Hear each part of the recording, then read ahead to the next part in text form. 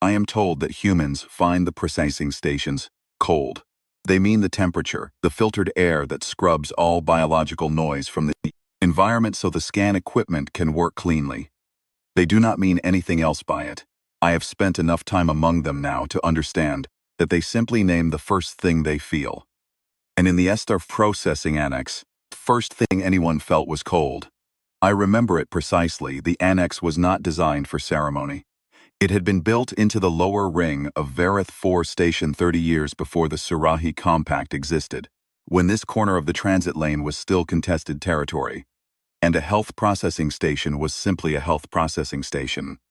A place to verify that diplomats and their retinues were carrying no contagion between systems. 3 decades of treaty-making had layered protocols on top of the original function until the place barely resembled what it had been. The cold remained. It was one of the few things on that station that no one had found the time or inclination to change. Walked in with 2 court advisors, a protocol officer from the compact secretariat, and a single member of my personal guard. 5 people, not counting the annex staff. The processing suite held 6 scanning alcoves arranged in a loose arc, each one separated from the others by frosted panels that gave the illusion of privacy while filtering nothing. I was assigned Alcove 3. Tanish, who met me at the alcove entrance, introduced himself in the compact's official trade language, which he spoke without an accent. I remember thinking it was better than expected. He was a human male, which I had been told to expect. The Esthar Annex employed a mixed staff, and the scan technicians on the morning rotation were overwhelmingly human. He was neither young nor old. I would place him somewhere in the decade between 30 and 40. Which is a long decade in human terms, but sits at a particular kind of steadiness, past the rawness of early adulthood, not yet into the contraction of middle age. Medium height, dark hair kept short. He had the particular quality of a person who is very good at something, and does not need anyone to know it.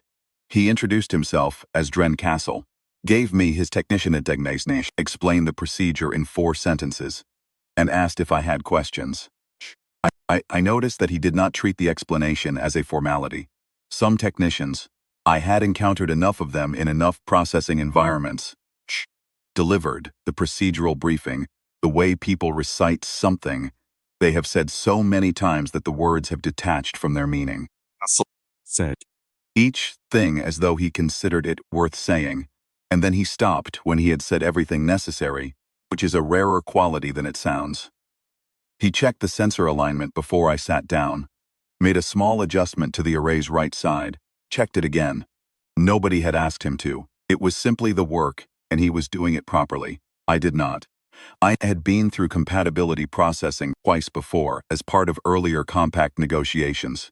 The Scifi compact required a genetic compatibility assessment of any senior diplomatic heir within a signatory family before a formal match contract be considered. It was, in practice, a formality. The genetic library of signatory species had been mapped and cross-referenced for decades.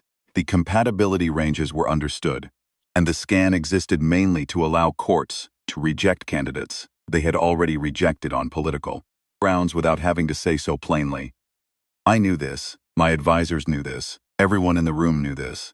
The word compatibility had accumulated, over 3 years of hearing it from Councillor Vareth, particular flatness of a word that has been drained of its meaning by use. It was a bureaucratic instrument. I expected nothing from it. What I was actually there for was confirmation that the Tovin clan's 3rd son, who had been presented to my family at the last compact summit, fell within the acceptable compatibility range. He was expected to. The Tovin line had been in the compact's genetic registry for 15 years. The result would come back acceptable.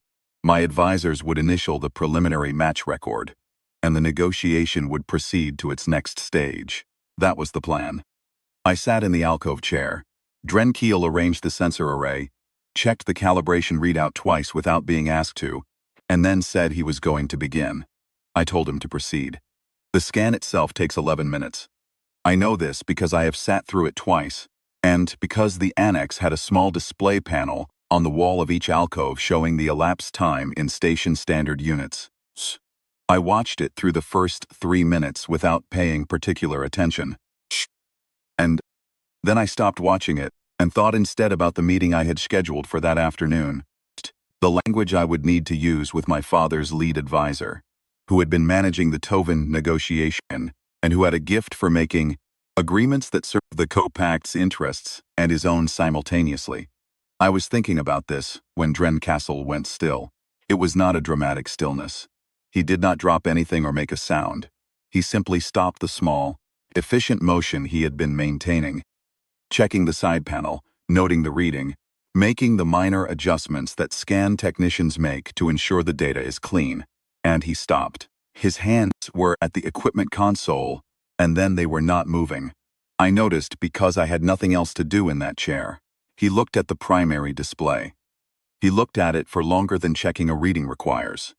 Then he checked the secondary display, gives the machine's confidence rating, on any flagged output.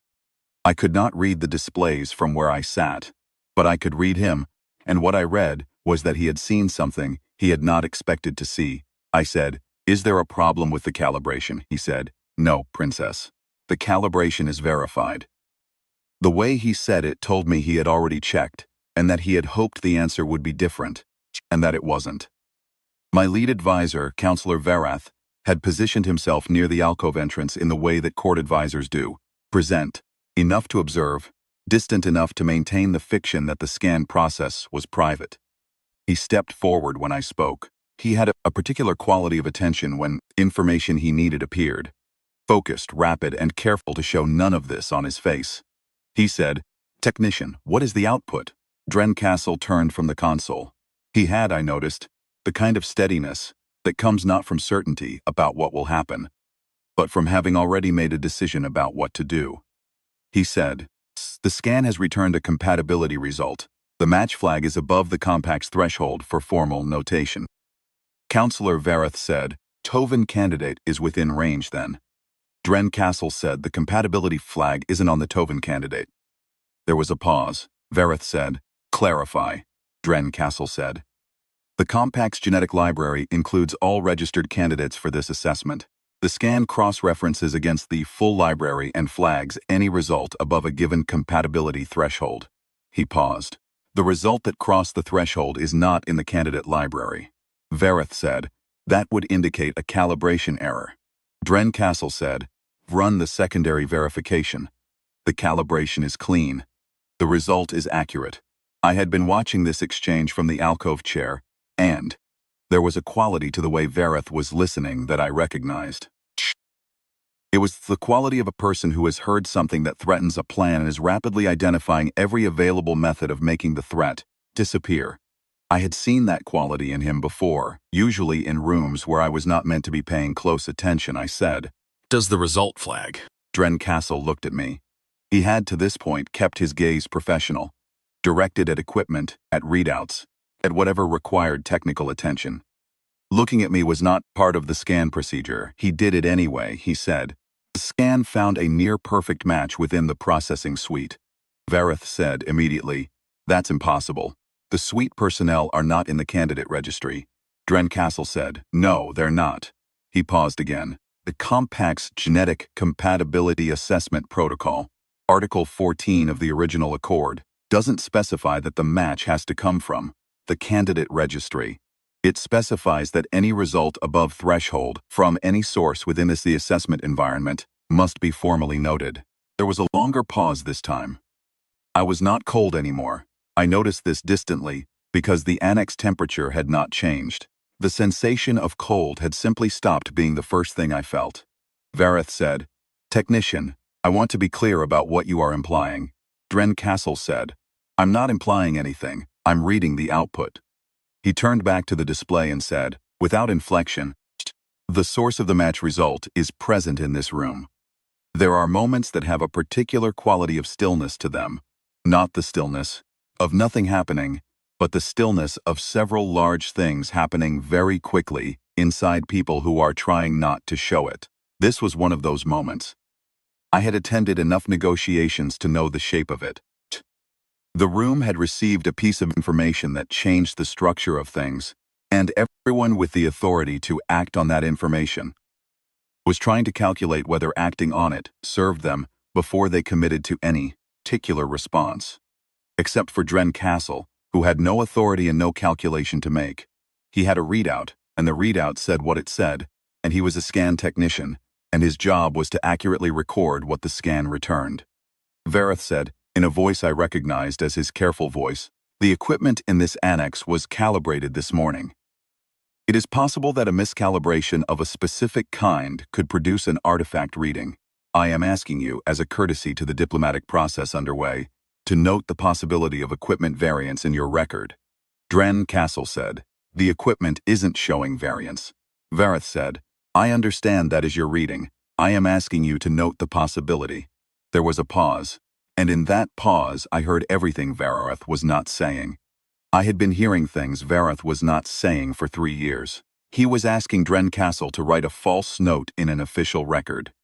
He was asking him to do it politely, with the weight of the diplomatic process behind the request, in a room where no one else with rank was going to object, because no one else with rank stood to benefit from the truth of the readout.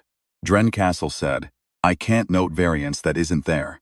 Vareth said, "I am not asking you to fabricate. I am asking you to note a possibility," Dren Castle said. "A possibility I'd have to invent, since the secondary verification rules it out." He was quiet for a moment. "I understand what you're asking me to do. I'm not able to do it." I stood up. This was not part of the procedure. The scan was complete, but the formal notation had not yet been entered, and the protocol required that the assessed party remain in the alcove until the record was sealed. I stood up anyway, because I was a princess of the Soen family, and I had been sitting in that chair for 11 minutes, and something in me had reached the end of sitting. I crossed the alcove to the console. Vareth made a sound that was not quite a word. I looked at the primary display. I should say something about what the display showed. The Compact's genetic compatibility metric uses a scale from 0 to 1, where 1 represents a theoretical perfect match, a result so precise it has no recorded occurrence in the Accord's history. Threshold for formal notation is 0.75. The threshold for what the Accord calls a first-order match, the kind that, in the original language of the Accord, establishes a recognized bond claim, is 0.9. The Tovan candidate, when I had reviewed his pre-assessment materials, had been projected to return somewhere in the 0.77 to 0.82 range. The display showed a result of 0.94. Below the primary result, in the smaller notation field, was the source identifier that the scan had flagged. It was not a name from any signatory family's candidate registry. It was a station staff designation. The annex's staff were coded by function and rotation number. The designation read, East Tex 04, CAS. I stood at the display for a moment, reading the same thing several times, which is not something I generally do. I am a person who reads things once and moves to the next task. I read this 4 times, then I turned and looked at Dren Castle. He was looking at me. He had not looked away since I stood up. His expression was not the expression of a person waiting to see what advantage he could take of a situation. It was the expression of a person who had understood, quite some time ago, that he was in the middle of something much larger than he had walked into that morning, and who had decided to be honest about it anyway. I said, in the oldest form of the Surhi trade language, the form that predates the compact itself, the form that the original accord was written in, the form that the first-order match clause still used because no one had ever needed to invoke it. I said the recognition line. It is 6 words in the old form. Translated plainly, it means, I see what the accord has named. Vareth said sharply, Princess. I said the line a second time, because the accord requires it twice. Pursue. The silence that followed was a different kind of silence from the one that had come before. The first silence had been full of calculation. This one was full of a calculation that had reached its end. Dren Castle, who spoke the trade language fluently, and presumably had some passing familiarity with the old form, from the technical training required for compact, assessment work had gone very still.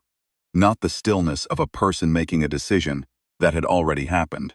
The stillness of a person who had not known, until this moment, what the decision had been made in service of.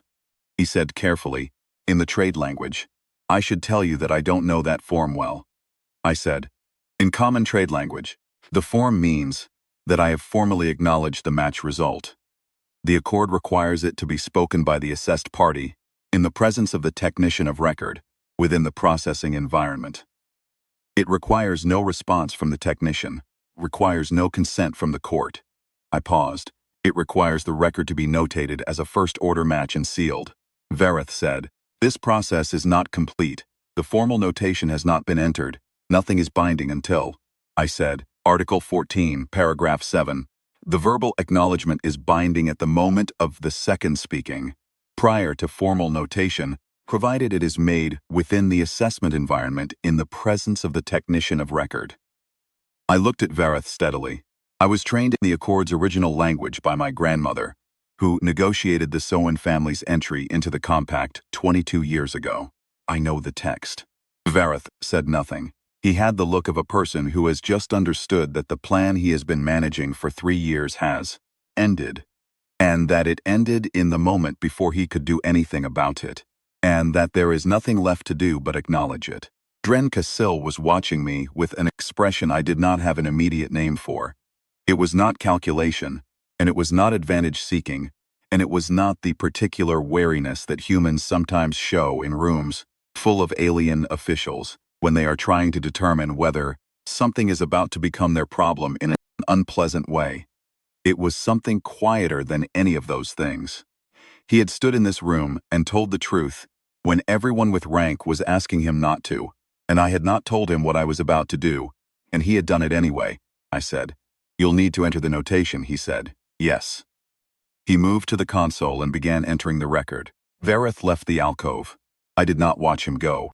The protocol officer from the compact secretariat, who had been standing very quietly near the far wall and had said nothing during any of this, stepped forward and asked whether he should summon recording witnesses for the sealed notation. I told him yes. Dren Cassil entered the match record carefully.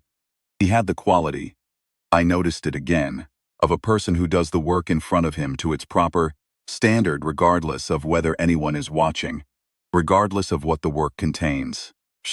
He was entering the most consequential notation in the annex's 30-year history with the same precision he would have given to a routine health. When it was done, he said, "The record is sealed." I looked at the sealed notation on the display. The cold of the annex was present again. I had returned to noticing it now that the stillness of the previous minutes had passed. The filtered air, frosted panels, the small elapsed time display, showing 27 minutes for a procedure that should have taken 14. I said, "I want to ask you something." He said, "All right," I said. "When you read the first result, before I came to look at the display, you already knew what it meant. The Accord's threshold, the source designation. You work in this annex. You know what a first-order flag means." He said yes. I said, "You knew that noting it would cause exactly what happened in this room." He said, "I had a reasonable guess." I said, "You noted it anyway." He looked at me for a moment before answering. He said, "It was the accurate result. My job is to record accurate results." A pause. If I'd noted variance that wasn't there, the record would have been false. That's the only thing I was actually being asked to decide, whether to make the record false, I said. "You could have lost this posting for it," he said. "Possibly." He did not seem disturbed by this. The alternative was worse. I did not ask him what he meant by worse, because I understood it. He meant false. He meant a record that said one thing while the truth was another, and a room full of people who would know the difference and had agreed to proceed anyway. He had found that worse than the posting. That was the whole of it, I said. "The Accord will require contact between our families within 30 station days to establish the formal terms of the bond claim. My father's court will not be pleased. The TOVA negotiation will be suspended. There will be a period of significant difficulty," he said. "I understand." I said, "Significant difficulty is perhaps understating it. My father's court has invested 3 years in the Tovan match. Counselor Verith will spend every one of the next 30 days attempting to find a procedural basis for setting the sealed notation aside. There will be pressure applied to this annex, to the compact secretariat, and possibly to you personally. I want you to understand that clearly before we proceed further." He was quiet for a moment. Then he said, "Has it been done before?" "Setting aside a sealed notation?" I said. "Not a first-order match." The original Accord's drafters made the sealing clause deliberately difficult to challenge because they understood that courts would prefer the challenge to the match in most cases. He said, so it would hold. I said, it would hold if both parties hold. He considered this with the same unhurried attention he had given to the equipment calibration that morning. He said, then it holds. He said it without drama. He said it the way he had said everything else, as the plain statement of what was true, arrived at by looking at the situation clearly and saying what he found. I said, I want you to understand that I spoke the recognition line because the result was accurate. Not because I had any knowledge of you before today, and not because I was looking for an outcome different from the one my court had planned. I paused. The Accord's first order clause exists because the original signatories believed that a match at that threshold, when it occurs, presents something that should not be discarded for political convenience. My grandmother believed that. I believe it. He said, I don't know much about the Accord's history, I said. You will have time to learn it. He was quiet for a moment. Then he said, I should ask, the bond claim in your tradition, what does it actually mean? Not the legal terms. What does it mean? It was a careful question, and a genuine one. He was not asking in order to calculate anything. He was asking because he had walked into a processing annex at the start of a teen morning rotation and was now standing in the middle of something that was going to change the shape of his life. And he had the particular quality of wanting to understand things clearly before he moved forward. I said, in the oldest sense of the Accord, it means that the match is acknowledged. That neither party will pretend the scan said something other than what it said. That whatever the next 30 days bring, and there will be difficulty, there will be negotiation. There will be pressure from courts on both sides to find a way to set the result aside. Neither of us will cooperate with the erasure of an accurate record. He said, that's what it means to you, I said. That is the foundation of what it means. The rest is built on top of it. He considered this. Then he said, I can do that. He said it the way he had said everything else in that room, without performance, without reaching for a larger gesture than the moment required. He could do that. He had, in fact, already done it. He had done it before I said anything, and before he knew what I was about to say. He had simply refused to make the record false, and everything that followed had followed from that. I said, I know. I did know. I had watched him do it. I left the alcove and walked back through the annex with my guard beside me. The cold followed me through the corridor. Behind me I knew Dren Castle was completing the rest of the rotation's processing records, because that was his job, and he would do it to its proper standard, and because whatever had just happened in Alcove 3 was not a reason to leave the rest of the work undone. I thought about my father's court, and the conversation I would need to have with my father's lead advisor, which was no longer the conversation I had planned that morning. I thought about the Toven clan, and the suspension of the negotiation, and the 3 years of work that would need to be unwound or redirected. I thought about 30 station days, and the formal terms of a bond claim that neither of us had walked into the annex expecting to make. I thought about a technician who had read an accurate result and written it down. The Accord's original language for the first order match recognition, the 6 words I had spoken twice in that alcove, contains a phrase that does translate cleanly into the compact's modern trade language. Literally, it means something like the seal has held. The metaphor is an old one, a time when the signatory families still use wax and impression to close official documents. The idea was that the most important seal, the one that mattered more than any court's signature or any advisor's approval, was not made of wax. It was made of a person's willingness to stand in a room and say, yes, this is what the record shows, and I will not pretend otherwise. I had spent 3 years watching people break that seal, watching records adjusted and negotiations managed and accurate results set aside because they pointed somewhere inconvenient. I had done some of that myself in smaller ways, and I had watched my father's court do it in larger ones, and I had come to believe, quietly and without saying so, that this was simply how the world worked, that the truth of a thing and the official record of a thing were 2 different objects, and that the distance between them was where power lived. And then I had sat in a cold alcove and watched a human scan technician, who had nothing and no one in that room on his side, fused to close that distance by making the record false. It was not a grand gesture. He had not drawn a weapon or delivered a speech or done anything that would look significant from the outside.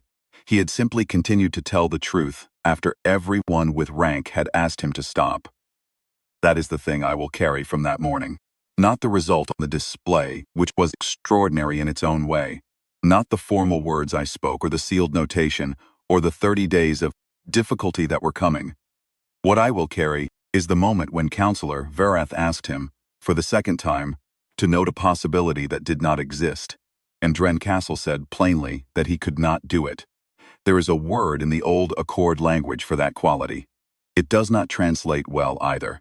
The closest rendering in common trade language is something like, the one who holds what is true. I did not know Dren Castle before that morning. I did not choose him. The Scanshim, which is to say that the truth chose him, is the same thing. The Accord's first signatories were trying to encode, when they wrote the first order match clause into the original treaty, trying to say, if the machine finds this, do not look away. He did not look away. I did not either. That is where it began. That is the honest answer when people ask, and they will ask, because a sealed first-order notation in the Compact's record is not a quiet thing, and the story will travel. That is where it began, in a cold annex with a machine that told the truth, and a man who would not say otherwise.